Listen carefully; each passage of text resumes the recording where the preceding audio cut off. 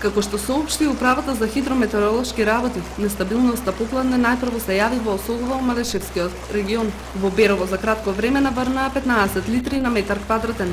Потоа нестабилност се разви на југозапад и кон крајот на денот ја зафати Пелагонија, а во Мариовско имаше невреме проследено со интензивни порујни врнежи дожд и силни електрични празнења.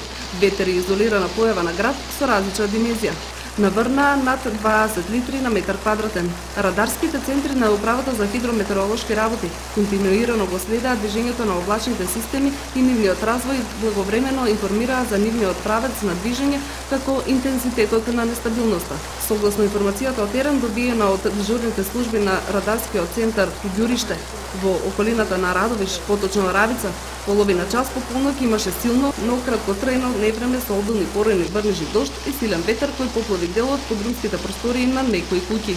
Изолирано невреме имаше и во околината на Струмичко. Нестабилноста продолжи до доцна во ноќта, со нешто послаб интензитет. Денес во поголем дел од земјава времето ќе биде променливо облачно. На повеќе места нестабилно со пороен дожд и грмежи. Локално е можна појава на невреме со обилни врнежи, засилен ветер и ретка појава на град.